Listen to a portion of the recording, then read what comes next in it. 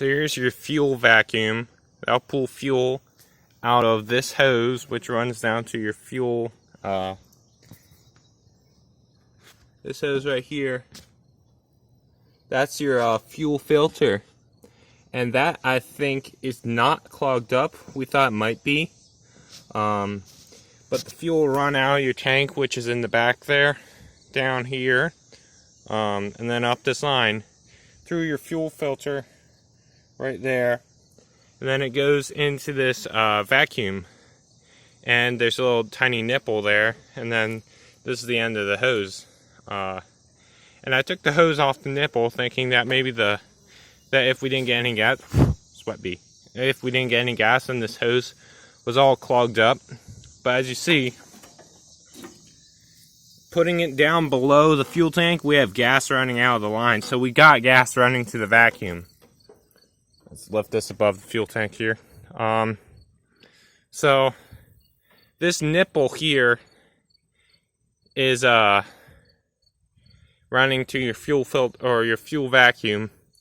And then there's two lines, since this is a 2-cylinder tractor, the lawn tractor. There are two lines here running to both cylinders. This one, I believe, runs to the left and this one to the right. I don't know about that. I'll have to check these lines next. It's a Briggs & Stratton engine.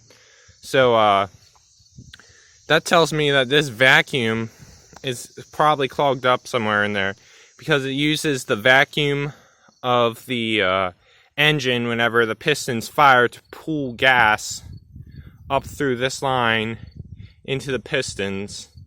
Then you have enough explosion and a spark to explode the gas and power your engine. So I'm not getting gas through, because the gas still comes through this line here. I'm not getting gas past this point. From what I've seen so far. So now I'm going to just trace these lines back to the engine and find out.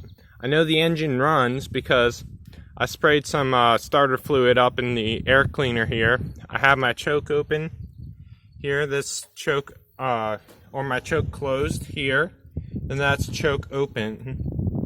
What that does is it limits the amount of air to gas ratio in the engine, so that you get a richer concentration whenever the choke is open like that of gas to air, so that it's more combustible that way.